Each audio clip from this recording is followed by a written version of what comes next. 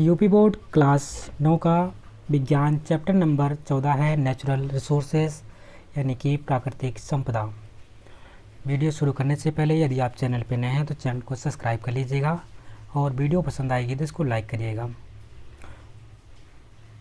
आइए वीडियो की शुरुआत करते हैं अभ्यास प्रश्न से। पहला प्रश्न है, अति लघु उत्तरीय प्रश्न है। प्रश्न नंबर 1, वायु प्रदूषण के दो प्राकृतिक स्रोतों के नाम लिखिए। उत्तर में लिखेंगे वायु प्रदूषण के दो प्राकृतिक स्रोत हैं। पहला है दावानल, जिसको हम कहते हैं फॉरेस्ट फायर। सेकंड पॉइंट है हमारा वायु में उड़ते परागकण, जिसको हम कहते हैं पोलन ग्रेन। ये दोस्तों क्या होते हैं? वायु प्रदूषण के प्राकृतिक स्रोत होते हैं। प्रश्न नंबर 3 है, वायुमंडल में CO2 यानी कार्बन डाइऑक्साइड गैस की मात्रा बढ़ने पर पृथ्वी के औसत ताप पर क्या प्रभाव पड़ेगा। उत्तर में लिखेंगे पृथ्वी का औसत ताप बढ़ जाएगा, जिससे हमारा क्या हो जाएगा? ग्लोबल वार्मिंग होगी।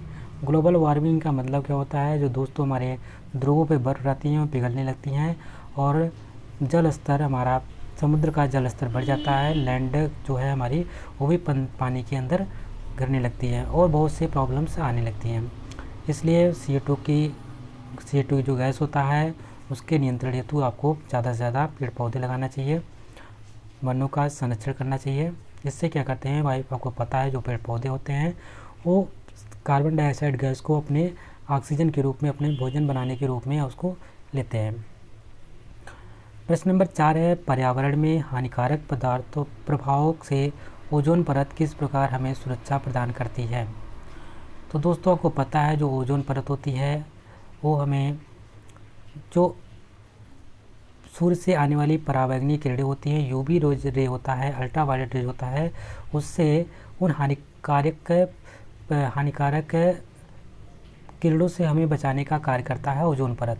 और ये आपका ये जो परत है ये अवस्थित कहाँ पे है? ये आपका समताप मंडल होता है। समताप मंडल के ऊपरी भाग में जो लास्ट लेयर होता है वहाँ पे ओजोन लेयर पाई जाती है। ठीक है, इसको ध्यान में रखेंगे। प्रश्न नंबर 5 है, भूमि की उर्वरकता कम होने का एक कारण लिखिए। दोस्तों आजकल देख रहे हैं जो कि भूमि की उर्वरकता है वो कम होती जा रही है। ऐसा क्यों हो रहा है? उसमें से एक कारण आपको लिखना है, उत्तर में लिखेंगे मृदा अपरदन भूमि की उर्वरकता कम होने का कारण है। मृदा अपरदन का मतलब यहाँ पे होता है मृदा का कटाव, मृदा का बह जाना। अब किसके माध्यम से मृदा बह सकती है? अगर मान लीजिए पानी वर्षा हो रही काफ़ी मात्रा में तो उसके साथ जो ऊपरी परत होती है, जो उपजाऊ भूमि रहती है वो बह जाती है। या हम अधिक से अधिक उर्वरकता, मतलब कि जो हमारे रासायनिक है उर्वरक है उसका इस्तेमाल करते हैं, तब भी हमारी मृदा की उर्वरकता कम हो जाती है। पॉइंट नंबर 3 अगर देखते हैं तो अगर कभी अधिक मात्रा में यहाँ पे आंधी चलती है तो उससे भी ऊपर की जो उर्वरकता होती है मृदा की वो भी उड़ जाती है। उसको बचाव के लिए हम क्या करते हैं? ज़्यादा से ज़्यादा पेड़ों को लगाइए, आप वनों का संरक्षण के लीजिए, इनके जड़ों के माध्यम से वो आगे जो उसकी मृदा होगी नहीं कटेगी और उसकी उर्वरकता बनी रहेगी। और कम से कम रासायनिक खादों का इस्तेमाल करें।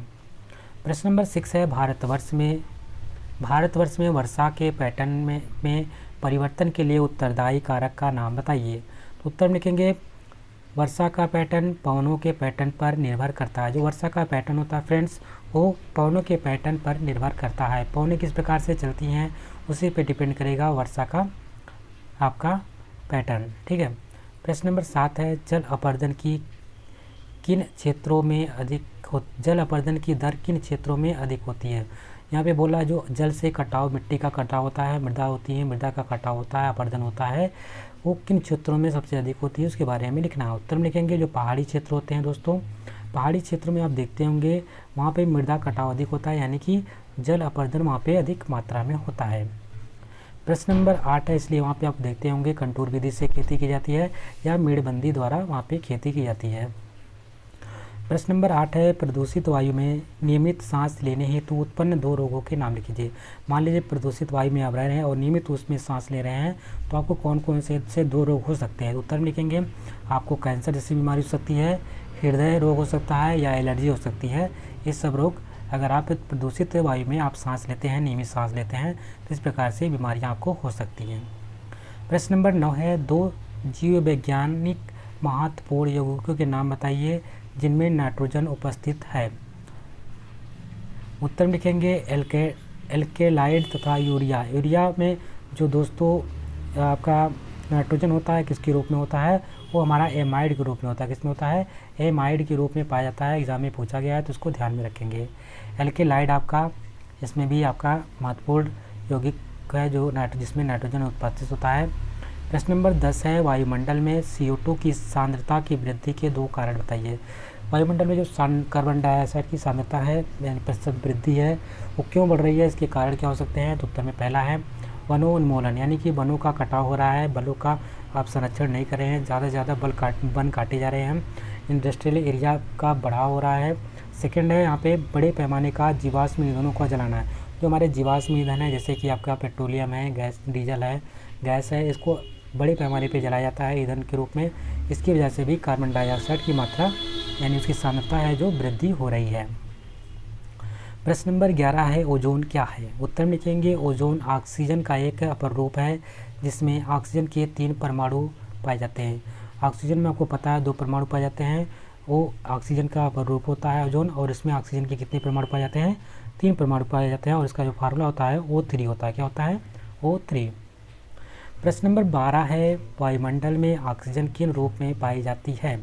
तो उत्तर में लिखेंगे ऑक्सीजन गैस O2 और ओजोन गैस O3 के रूप में पाई जाती है। जो हमारा O2 होता है वो ऑक्सीजन गैस होता है, जबकि जो O3 होता है हमारा ओजोन गैस होता है। प्रश्न नंबर 13 है, ओजोन परत किस ऊंचाई पर स्थित है। ओजोन परत वायुमंडल में 16 किलोमीटर से लेकर 60 किलोमीटर की ऊंचाई पर स्थित होती है और यह समताप मंडल में पाई जाती है। किस मंडल में, जैसे पहले नीचे वाला सबसे छोटा जो मंडल होता है उसको बोलते हैं क्षोभ मंडल, दूसरा होता है समताप मंडल, उसके बाद हमारा मध्य मंडल आता है, फिर आयन मंडल होता है, उसके बाद बहिर्मंडल होता है। ठीक है, इसको बोलते हैं ट्रोपोस्फीयर, स्ट्रेटोस्फीयर, उसके बाद मंडल का हमारा होता है मेसोस्फीयर, उसके बाद आयन मंडल होता है और लास्ट वाला हमारा एक्सोस्फीयर होता है। ठीक है, ट्रोपोस्फीयर, स्ट्रेटोस्फीयर, मेसोस्फीयर, आयनोस्फीयर, उसके बाद एक्सोस्फीयर। इस प्रकार से आपके 5 मंडल होते हैं जो समताप मंडल में आपकी ओजोन परत पाई जाती है। और जितनी भी मौसमी घटनाएं होती हैं वो सब हमारी क्षोभ मंडल के अंतर्गत आती है। मौसमी घटनाएं वो सब किस में अंतर्गत आती हैं, वो सब क्षोभ मंडल के अंतर्गत आती हैं। जबकि जो हमारी जहाज उड़ती है वो हमारी समताप मंडल के अंदर समताप मंडल में उड़ती हैं। प्रश्न नंबर 14 है, कौन जैवी घटक है वायु, पेड़, कीड़े। इसमें से पूछ रखा है, 3 पॉइंट दे रखा है, इसमें से बताया है कौन सा जैविक घटक होता है। पहला ऑप्शन है वायु है, दूसरा है पेड़ है, तीसरा है कीड़े। तो दोस्तों पेड़ और कीड़े इसमें दोनों में जीव पाए जाते हैं, इसलिए ये दोनों क्या है, जैविक घटक है, जबकि हमारा वायु क्या है, अजैविक घटक है। प्रश्न नंबर 15 की बात किया जा रहा है यहाँ पे। प्रश्न नंबर 15 में पूछा है वायुमंडल का विस्तार क्या है। वायुमंडल की विस्तार की अगर बात करते हैं तो वायुमंडल पृथ्वी तल से 60 किलोमीटर तक पाया जाता है। जो वायुमंडल का विस्तार है वो पृथ्वी तल से लगभग 60 किलोमीटर की एरिया हमारा वायुमंडल कहलाता है। प्रश्न नंबर 16 है, ओजोन स्तर का महत्व, क्या महत्व है। ओजोन स्तर की बात करता है अथवा सूर्य विकिरण का कौन सा भाग ओजोन परत द्वारा अवशोषित किया जाता है। उत्तर में लिखेंगे यह सूर्य से आने वाले पराबैंगनी किरण को अवशोषित कर उसे पृथ्वी के धरातल पर तक नहीं पहुंचने देता है। ये जो ओजोन मंडल होता है दोस्तों, वो जो सूर्य से आने वाली पराबैंगनी किरणें होती हैं जिसको हम अल्ट्रा वायलेट रेज बोलते हैं यानी कि UV रेज बोलते हैं, ये क्या करती हैं, इन विकिरण को, इनकी जो हानिकारक किरणें होती हैं उनको अवशोषित कर लेती हैं और उसको पृथ्वी पे आने से, पृथ्वी के धरातल पर आने से रोकती हैं। प्रश्न नंबर 17 है, जैवमंडल के गैसीय घटक का नाम लिखिए। उत्तर में लिखेंगे वायु, कार्बन डाइऑक्साइड, ऑक्सीजन, ये सब क्या है दोस्तों, जैवमंडल के गैसीय घटक है, गैस के रूप में पाए जाते हैं। प्रश्न नंबर 18 है, पृथ्वी के वायुमंडल में कार्बन डाइऑक्साइड की प्रतिशत मात्रा कितनी है। वेरी इंपॉर्टेंट क्वेश्चन है, तो दोस्तों कई बार एग्जाम में पूछा गया है, ध्यान में रखेंगे। 0.03% आपका वायुमंडल में कार्बन डाइऑक्साइड की मात्रा पाई जाती है। सबसे अधिक मात्रा में पाई जाने वाली गैस होती है नाइट्रोजन गैस, जिसको N2 से रिप्रेजेंट करते हैं, और यह 78% लगभग पाई जाती है। कितना परसेंट पाई जाती है, 78% पाई जाती है। उसके बाद हमारा ऑक्सीजन गैस आती है, लगभग 21% पाई जाती है। और आपकी जो कार्बन डाइऑक्साइड गैस होती है वो आपकी पाई जाती है 0.03%। आखिरी गैसों में सबसे अधिक मात्रा में पाई जाने वाली गैस होती है वो आर्गन होती है। ठीक है, प्रश्न नंबर 19 है, 2 क्रियाओं के नाम लिखिए जो वायुमंडल में कार्बन डाइऑक्साइड उत्पन्न करती हैं। ऐसी 2 क्रिया कौन कौन सी हो सकती हैं जिससे कार्बन डाइऑक्साइड गैस उत्पन्न होती है? तो दोस्तों आपको पहले पता है, जो हम लोग श्वसन के रूप में जो छोड़ते हैं, जो गैस छोड़ते हैं, वो हमारा क्या होता है? कार्बन डाइऑक्साइड गैस होता है। कौन सा होता है फ्रेंड्स? कार्बन डाइऑक्साइड गैस, जिसमें क्या होता है? ग्लूकोज आदि का ऑक्सीकरण होता है। सेकेंड है दहन। कोई चीज़ अगर हम जलाते हैं, दहन करते हैं, तो कहीं ना कहीं उसमें भी कार्बन डाइऑक्साइड गैस निकलती है। तो ये 2 आपके कारक होते हैं, महत्वपूर्ण कारक। प्रश्न नंबर 20 है, वायुमंडल में कार्बन डाइऑक्साइड की मात्रा में वृद्धि के 2 दुष्प्रभाव लिखिए।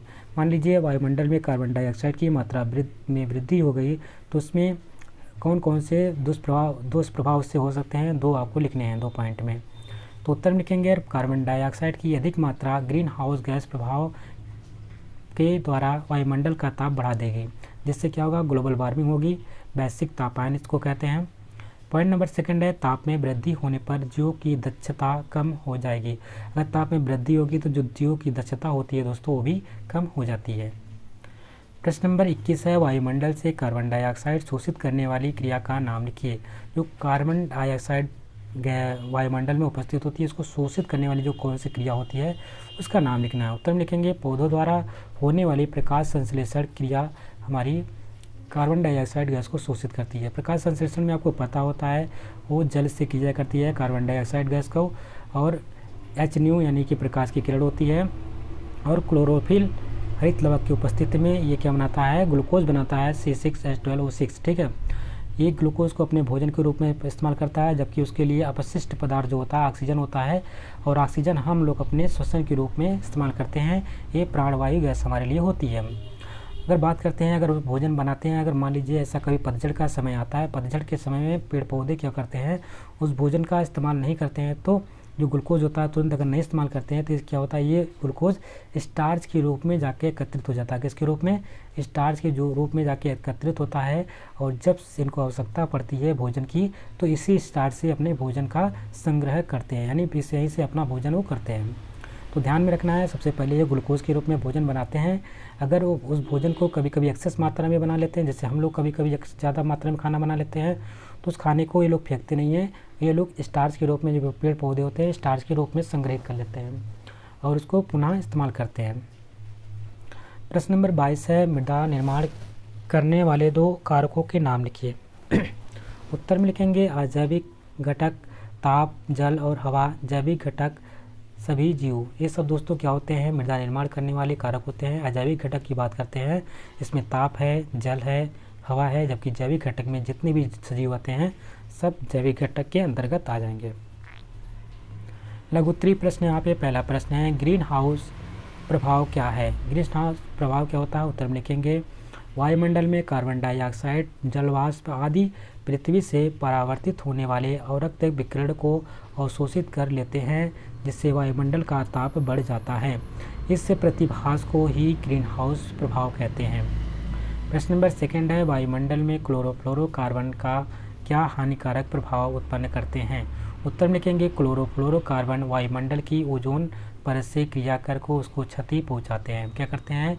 ओजोन जो लेयर है उससे क्रिया करके उस ओजोन लेयर को क्षति पहुंचाते हैं। प्रश्न नंबर थर्ड है, प्रदूषक किसे कहते हैं? प्रदूषक क्या होता है? उत्तर में लिखेंगे, वे पदार्थ अथवा कारक जिसके द्वारा वायु, जल, भूमि के भौतिक, रासायनिक एवं जैविक लक्षणों में अवांछित परिवर्तन उत्पन्न होता है, प्रदूषक यानी कि पॉल्यूटेंट कहलाते हैं। ऐसे पदार्थ अथवा कारक जिसके द्वारा क्या होता है, वायु, जल, भूमि के भौतिक, रासायनिक एवं जैविक लक्षण में अवांछनीय परिवर्तन उत्पन्न हो जाए, उसको हम क्या बोलते हैं? प्रदूषक या पॉल्यूटेंट कहते हैं। प्रश्न नंबर 4 है, मृदा क्या है? उत्तर में लिखेंगे, मृदा जैविक तथा अजैविक घटकों का जटिल मिश्रण है और यह पौधों को जकड़े रखती है तथा जीविका प्रदान करती है। तो दोस्तों जो हमारा मृदा होती है क्या है कि एक जैविक तथा अजैविक घटकों का जटिल मिश्रण होता है। यह पौधों को क्या करती है? जकड़े रखती है और उसको जीविका प्रदान करती है। प्रश्न नंबर 5 है, नाइट्रोजन स्थिरीकरण करने वाले 2 जीवाणुओं के नाम लिखिए। वेरी इंपॉर्टेंट क्वेश्चन है। तो नाइट्रोजन का स्थिरीकरण करने वाले जो जीवाणु होते हैं, पहला है राइजोबियम नाम का जीवाणु, दूसरा है नील हरित शैवाल। अब इनका कार्य क्या होता है दोस्तों? जो हमारी दलहनी फसलें होती हैं, उनमें क्या होती है? इनकी जड़ों में गांठें पाई जाती हैं। उन गांठों में क्या होती है? राइजोबियम नाम के जीवाणु पाए जाते हैं और हमको पता होता है नाइट्रोजन तो हमारे वायुमंडल में 78% है, लेकिन पेड़ पौधे अपने नाइट्रोजन के जो नाइट्रोजन लेते हैं वो डायरेक्ट नाइट्रोजन नहीं लेते हैं, और नाइट्रोजन को नाइट्रेट के रूप में लेते हैं। किसके रूप में? नाइट्रेट के रूप में लेते हैं। और नाइट्रेट के रूप में परिवर्तन करने का, नाइट्रोजन को नाइट्रेट के रूप में परिवर्तन करने का कार्य कौन करता है? ये जो जीवाणु होते हैं, बैक्टीरिया होते हैं, यही करते हैं। जिससे राइजोबियम क्या करता है? नाइट्रोजन को नाइट्रेट के रूप में परिवर्तित कर देता है और उसको किस में मिला देता है? उसके मिट्टी में मिला देता है, जिससे पेड़ पौधे उससे को ग्रहण करते हैं और अपने पोषण में इस्तेमाल करते हैं। जहाँ पे नाइट्रोजन की कमी होती है, जहाँ पे दलदली एरिया रहता है, मार्सी एरिया रहते हैं, वहाँ पे नाइट्रोजन की कमी होती है, तो ऐसे स्थान पर आप देखते होंगे कीट बच्ची पौधे उत्पन्न हो जाती है और उनकी पत्तियाँ भी पीली होने लगती हैं। कीट बच्ची पौधों की बात करते हैं तो नेफेंथीज है, यूटिरिकुलेरिया है, ड्यूसेरा है, ये सब क्या है? आपके कीट बच्ची पौधे होते हैं। क्यों होते हैं? क्योंकि इन एरिया में नाइट्रोजन की कमी हो जाती है। प्रश्न नंबर 6 है, 2 प्रक्रियाओं के नाम लिखिए जो वायुमंडल में कार्बन डाइऑक्साइड की मात्रा बढ़ाने के लिए उत्तरदायी हैं। ऐसे 2 प्रक्रिया बताइए जो वायुमंडल में कार्बन डाइऑक्साइड की गैस की मात्रा को बढ़ाती हैं। तो उत्तर में लिखेंगे जीवाश्म ईंधन का दहन, दूसरा है ज्वालामुखी का फटना, तीसरा है आपका श्वसन। प्रश्न नंबर 7 है, इसमें पूछ रहा है कि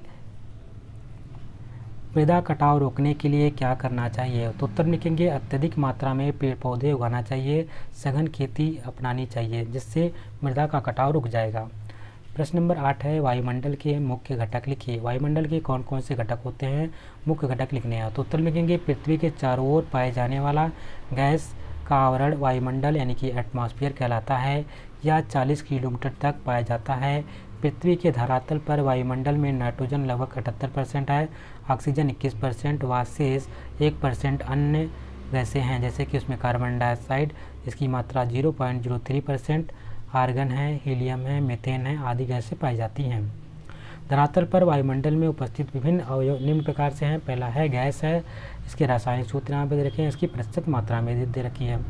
नाइट्रोजन की बात करते हैं तो उसका जो रासायनिक सूत्र होता है N2 होता है और 78.084% ये पाया जाता है। ऑक्सीजन की बात करते हैं तो इसका फार्मूला जो होता है सूत्र जो होता है वो क्या होता है O2 होता है, और इसकी जो मात्रा है वो लगभग 20.946% पाई जाती है। आर्गन एक जो कि अक्रिय गैस होती है, इसकी मात्रा है 0.934%, लगभग 1% के आसपास पाई जाती है। फिर उसके बाद आपका कार्बन डाइऑक्साइड की बात आती है तो ये आती है 0.033%। नियान गैस आपकी पाई जाती है 0.0000018%। कितना? 0.0000018%। उसके बाद हीलियम गैस की बात आती है तो ये कितनी पाई जाती है? 0.0000052%। अन्य गैसें सूक्ष्म मात्रा में पाई जाती हैं, जलवाष्प भी वायुमंडल में विद्यमान रहती हैं। प्रश्न नंबर 9 है, शुक्र तथा मंगल ग्रहों के वायुमंडल को मुख्य घटक क्या है? इसके प्रभाव लिखिए। उत्तर लिखेंगे शुक्र तथा मंगल ग्रहों के वायुमंडल का मुख्य घटक कार्बन डाइऑक्साइड है, जो इनके वायुमंडल में 95 से 97% तक है। इसका प्रभाव यह है कि वहाँ पर ना कोई जीवन है, ना जीने का आधार देने वाला घटक।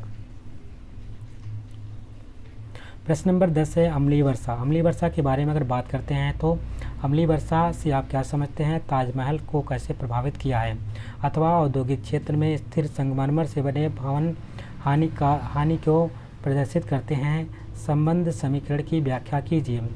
उत्तर में लिखेंगे कोयले में उपस्थित सल्फर जलने पर ऑक्सीकृत होकर सल्फर डाइऑक्साइड SO2 गैस बनाता है। यह गैस वायुमंडल से मिल जाती है। वर्षा के समय यह गैस से पानी में घुलकर सल्फ्यूरिक अम्ल H2SO4 बनाती है, जो वर्षा के साथ पृथ्वी पर आता है, जिसे अम्लीय वृष्टि कहते हैं। इस अम्लीय वृष्टि से ताजमहल संगमरमर का संक्षारण हो रहा है। संगमरमर कैल्शियम कार्बोनेट है जो वर्षा के साथ आए सल्फ्यूरिक अम्ल से क्रिया करता है और संक्षारित हो जाता है। अगर दोस्तों बात करते हैं जो वर्षा जो अम्लीय वर्षा होती है उसकी जो रेंज होती है कितनी होती है? 5.5 से लेकर 5.5 के बीच में उसकी होती है। पीएच कितनी होती है? उसकी जो पीएच रेंज होती है वो सल्फ्यूरिक अम्ल की 5 से लेकर के 5.5 होती है इसकी, ठीक है। और आपको पता है इसको जो पीएच स्केल होता है 7 से कम जो होती है अम्लीय होती है, 7 से अधिक क्षारीय होती है, और जो 7 होता है उदासीन। इसके अंदर नमक आता है, आपका अशुद्ध जल, पानी का जल होता है, ये सब आपकी उदासीन होती हैं। और 5.5 जो होती है वो अम्लीय वर्षा का pH होता है। इसका फार्मूला भी इस प्रकार से दे रखा है, H2O आपका लिक्विड फॉर्म में होता है, plus sulphur dioxide SO2 gas से रिएक्शन करता है, सल्फर डाइऑक्साइड से गैस से रिएक्शन करता है तो हमारा H2SO4 बनाता है जो कि लिक्विड फॉर्म में रहता है, H2SO3 बनाता है। ठीक है, अब कैल्शियम कार्बोनेट से ये क्रिया करेगा तो H2SO3 कैल्शियम कार्बोनेट हमारा जो संगमरमर होता है सॉलिड फॉर्म में होता है, और H2SO4 हमारा लिक्विड फॉर्म में है। ये क्या बनाएगा, कैल्शियम SO सल्फेट CaSO3 जो कि आपकी सॉलिड है, प्लस H2O जल निकालेगा और कार्बन डाइऑक्साइड गैस निकालेगा। दूसरे, जीवाश्म में ईंधन के अपूर्ण दहन से उत्पन्न कार्बन के कण वायुमंडल में विसरित होते हैं, जो भवन के ऊपर जमा होकर संगमरमर की चमक को कम कर देते हैं।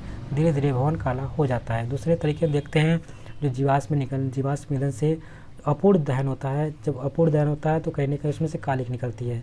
अपूर्ण दहन से उत्पन्न जो कार्बन के कण होते हैं वायुमंडल में विसरित होते रहते हैं, जो कि भवन के ऊपर जाके जमा हो जाते हैं, जिससे संगमरमर की जो चमक होती है कम होने लगती है और धीरे धीरे भवन काला दिखाई देने लगता है।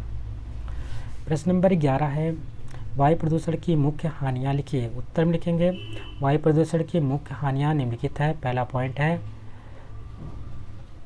वायु प्रदूषण श्वसन तंत्र को प्रभावित करता है। इसमें सांस, दमा, फेफड़ा का कैंसर, निमोनिया जैसे विकार हो सकते हैं। पॉइंट नंबर सेकंड है, मोटर वाहनों एवं धूम्रपान से छोड़े गए धुएं में कार्बन मोनोऑक्साइड पाई जाती है, जो केंद्रीय तंत्रिका तंत्र को प्रभावित करती है। कार्बन मोनोऑक्साइड में हीमोग्लोबिन से ऑक्सीजन की अपेक्षा संयोग करने की 200 गुना अधिक क्षमता होती है। यह कार्बन मोनोऑक्साइड हीमोग्लोबिन यानी कार्बोक्सी हीमोग्लोबिन बनाती है, जो विषैला है तथा और दम घुटने जैसे लक्षण उत्पन्न करता है। यह अवस्था प्राणघातक भी हो सकती है। पॉइंट नंबर 3 है, ओजोन परत के ह्रास होने से पराबैंगनी विकिरण पृथ्वी की सतह तक पहुंच सकता है, जो त्वचा कैंसर, प्रतिरक्षा संस्थान तथा आँखों की हानि पहुंचाता है। पॉइंट नंबर 4 है, अम्ल वर्षा ऐतिहासिक स्मारकों को हानि पहुंचाती है। पॉइंट नंबर 5 है, कार्बन डाइऑक्साइड व methane gas methane green house प्रभाव के लिए उत्तरदायी है।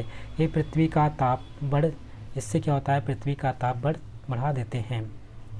क्वेश्चन नंबर 12 है, ओजोन परत क्या है या कैसे बनती है तथा इसका महत्व क्या है। उत्तर में लिखेंगे, ओजोन यानी कि O3 3 ऑक्सीजन परमाणुओं वाला ऑक्सीजन का अपर रूप है। यह पृथ्वी से 16 किलोमीटर की ऊंचाई पर सूर्य किरणों के प्रभाव से ऑक्सीजन से उत्पन्न होती है। ओजोन O3 का अनुपात इस ऊंचाई में 23 किलोमीटर की ऊंचाई तक बढ़ जाता है। इस भाग में ओजोन परत अधिक सघन आवरण बनाती है। ओजोन अणुओं की यह विशेषता है कि वे सूर्य से आने वाली हानिकारक पराबैंगनी किरणें जिसको अल्ट्रावायलेट विकिरण को अवशोषित कर लेती हैं। इस प्रकार पृथ्वी पर जीवों के लिए ओजोन परत एक सुरक्षात्मक आवरण के रूप में कार्य करता है। और जो ओजोन की हमारी मोटाई होती है उसको हम डाप्सन में नापते हैं। किसमें नापते हैं,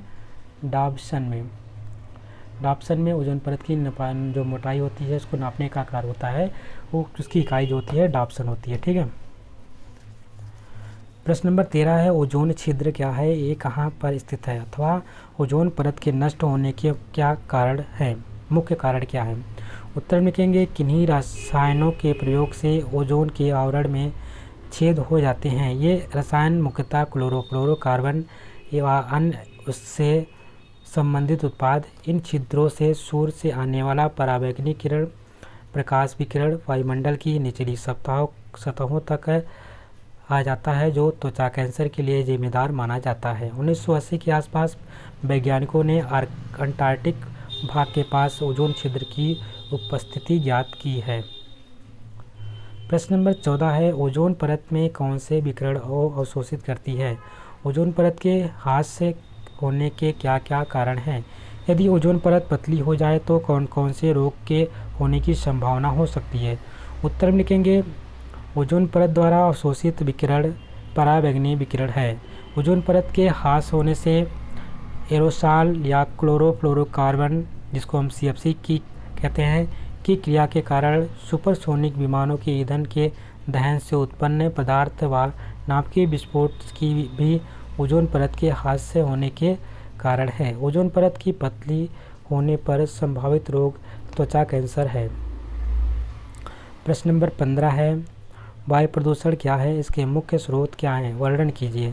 उत्तर में लिखेंगे वायु प्रदूषण, जब वायु में विभिन्न अवयवों में किसी प्रकार का अनुपातिक असंतुलन होता है तो यह वायु प्रदूषण कहलाता है। वायु प्रदूषण के मुख्य स्रोत दो प्रकार के होते हैं। पहला पॉइंट है प्राकृतिक स्रोत, जिसको नेचुरल सोर्स कहते हैं। दूसरा है मानव निर्मित सोर्स, मैन मेड सोर्स कहा जाता है।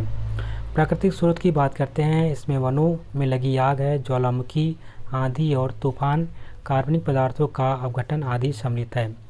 सेकेंड पॉइंट मानव निर्मित है। मानव निर्मित की बात करते हैं तो इसके अंतर्गत आते हैं, इसमें जनसंख्या में विस्फोट वृद्धि, वनों की अंधाधुंध कटाई, शहरीकरण, औद्योगिकीकरण सम्मिलित हैं। मानव भी अपने क्रियाकलापों द्वारा अन्य वायु प्रदूषकों को वायुमंडल में छोड़ता रहता है, जैसे carbon monoxide, sulphur dioxide, hydrocarbon, nitrogen की ऑक्साइड, लेड, आर्सेनिक, एस्बेस्टास तथा रेडियोधर्मी पदार्थों का वायुमंडल में मिलना, ये सब मानव निर्मित सोर्स है।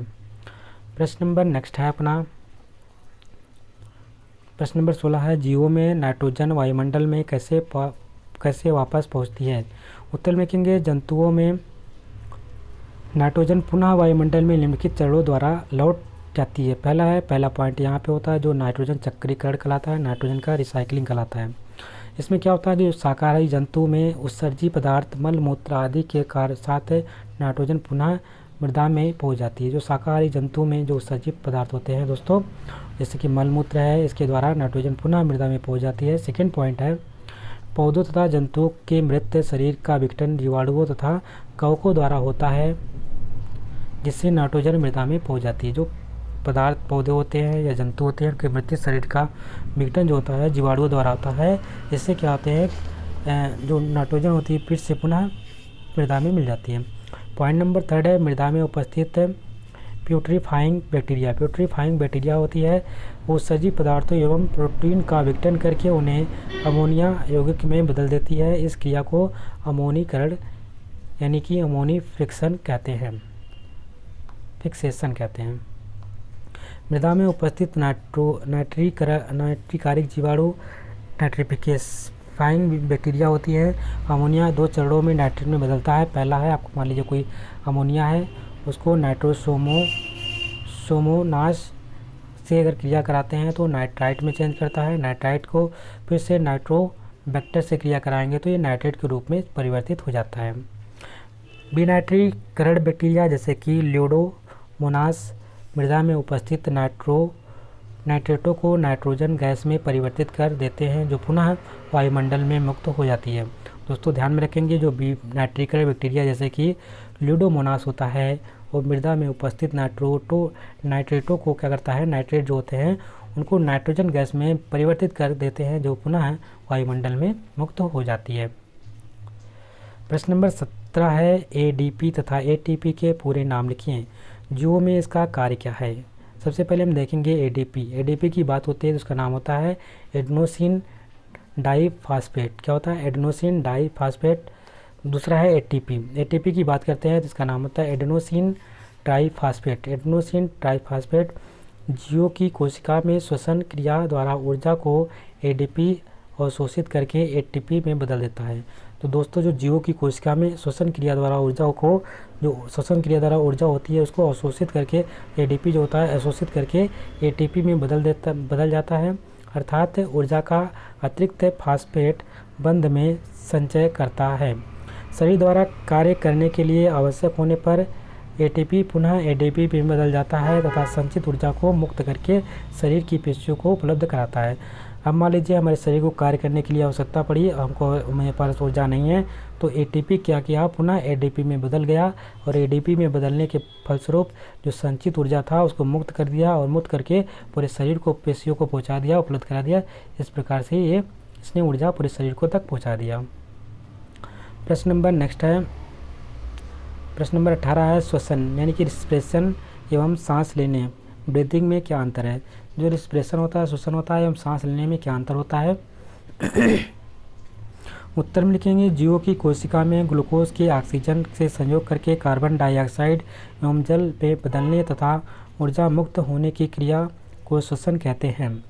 ये जो जीवों की कोशिका में ग्लूकोज के ऑक्सीजन से संयोग करके कार्बन डाइऑक्साइड एवं जल में बदलना तथा मुक्त ऊर्जा होने की क्रिया को श्वसन कहते हैं।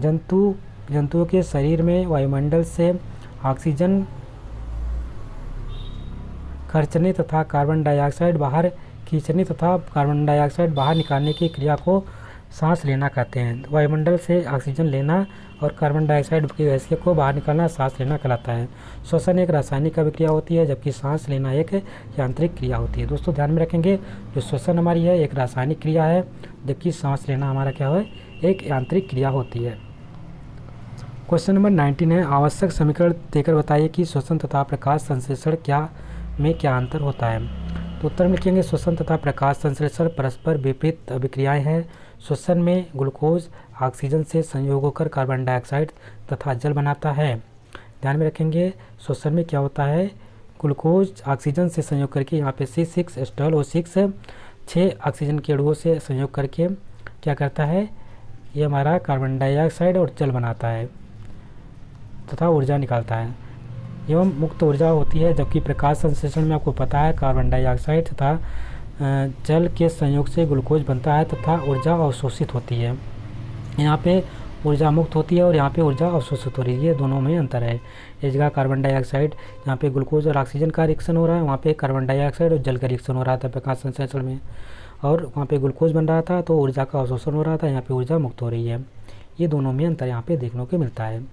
हम लोग शुरुआत करते हैं अभ्यास प्रश्न के बहुविकल्पी प्रश्न की। पहला प्रश्न यहाँ पे दे रखा है। प्रश्न नंबर 1 है, ऑक्सीजन किन स्रोतों से प्राप्त होता है। ऑक्सीजन किन स्रोतों से प्राप्त होता है, वायुमंडल से, जलमंडल से, उपर्युक्त दोनों से या स्थल मंडल से। तो दोस्तों इसका राइट आंसर हो जाएगा option number C is the right answer है, उपर्युक्त दोनों से। जो ऑक्सीजन हमें वायुमंडल से भी प्राप्त होता है और जलमंडल दोनों से। प्रश्न नंबर 2 है, सौर ऊर्जा का रासायनिक ऊर्जा में परिवर्तन होता है। पहला ऑप्शन है प्रकाश संश्लेषण द्वारा, दूसरा है श्वसन द्वारा, तीसरा उत्सर्जन द्वारा, चौथा है वाष्पोत्सर्जन द्वारा। तो दोस्तों इसका राइट आंसर हो जाएगा option number A is the right answer है, प्रकाश संश्लेषण क्रिया द्वारा सौर ऊर्जा का रासायनिक ऊर्जा में परिवर्तन होता है। प्रश्न नंबर 3 है, वायुमंडल कहलाता है। पहला ऑप्शन है पृथ्वी का वह ठोस भाग जिसमें जीव हो, दूसरा है पृथ्वी का जल से आच्छादित भाग, तीसरा है पृथ्वी के ऊपर गैसीय भाग, चौथा उपर्युक्त सभी। तो दोस्तों इसका राइट आंसर हो जाएगा option number C is the right answer है, पृथ्वी के ऊपरी गैसीय भाग जो होता है वो हमारा वायुमंडल कहलाता है। प्रश्न नंबर 4 है, भूमंडल कहलाता है। पृथ्वी का ठोस भाग जहाँ जिसमें जीव हो, दूसरा है पृथ्वी का जल से आच्छादित भाग, तीसरा है पृथ्वी के ऊपर गैसीय भाग या उपर्युक्त सभी। तो दोस्तों इसका राइट आंसर हो जाएगा option number A is the right answer है, पृथ्वी का वह ठोस भाग जिसमें जीव हो उसको हम कहते हैं भूमंडल। प्रश्न नंबर 5 है, जल चक्रण का संचालन मुख्य रूप से होता है। जल चक्रण की बात करता है, जल चक्र की बात करते हैं। पहला ऑप्शन है प्रकाश संश्लेषण द्वारा, दूसरा वाष्पन द्वारा, तीसरा वर्षा द्वारा, चौथा उपर्युक्त सभी के द्वारा। जल चक्रण में अगर बात करते हैं तो option number 20 the right answer हो जाएगा वाष्पन। ठीक है, वाष्पन आपका बिल्कुल सही आंसर यहाँ पे है। वाष्पन द्वारा जल चक्र का संचालन मुख्य रूप से होता है। प्रश्न नंबर 6 है, जैवमंडल में पोषक तत्वों एवं पदार्थों का प्रभाव है। जैवमंडल की बात किया जा रहा है यहाँ पे। जैवमंडल में पोषक तत्वों एवं पदार्थों का प्रभाव होता है। उत्क्रमणी है, एक ही दिशा में है, पहले एक दिशा में बाद में उत्क्रमणी या चक्रीय होता है। तो इसका राइट आंसर हो जाएगा option number D is the बिल्कुल सही आंसर है। जैवमंडल में पोषक तत्वों का पदार्थों का जो प्रभाव होता है वो चक्रीय होता है। ठीक है, अगला प्रश्न है, प्रश्न नंबर 7 है, निम्न में नाइट्रोजन स्थिरीकरण करने वाला जीव है। इसमें से नाइट्रोजन का स्थिरीकरण कौन करता है, नाइट्रिफिकेशन कौन करता है। पहला ऑप्शन है सूडोमोनास, दूसरा है नाइट्रोसोमोनास, तीसरा है राइजोबियम, चौथा है नाइट्रोबैक्टर। तो इसका राइट आंसर हो जाएगा option number C is the right answer है, राइजोबियम। प्रश्न नंबर 8 है, निम्न में से बी नाइट्रीकरण करने वाला जीव है। बी नाइट्रीकरण की बात करता है तो पहला है सूडोमोनास, दूसरा है नाइट्रोसोमोनास, तीसरा है राइजोबियम, चौथा है नाइट्रोबैक्टर। तो इसका राइट आंसर हो जाएगा option number A is the right answer है सूडोमोनास। दोस्तों सूडोमोनास जो होता है वो विनाइट्रीकरण करने वाला जीव होता है। अमोनीकरण करने वाला जीव है, पहला ऑप्शन है सूडोमोनास, दूसरा है नाइट्रोमोनास, तीसरा है राइजोबियम, चौथा है नाइट्रोबैक्टर। दोस्तों आपको पता है राइजोबियम ये आपका विनाइट्रीकरण करने वाला हो गया था, ये आपका दूसरा हो जाएगा यहाँ पे नाइट्रोसोमोनास जो होगा अमोनीकरण करने वाला होता है। ध्यान में रखेंगे नाइट्रोसोमोनास जो होता है सोमोनास होता है ये आपका अमोनीकरण करने वाला जीव होता है, और आपका नाइट्रीकरण करने वाला है नाइट्रेट में चेंज करने वाला राइजोबियम होता है, ये पता है आपको। प्रश्न नंबर 10 है नाइट्राइट को नाइट्रेट में बदलने की प्रक्रिया कहलाती है। कोई चीज़ अगर नाइट्राइट में है उसको नाइट्रेट में बदलने की क्रिया क्या होती है?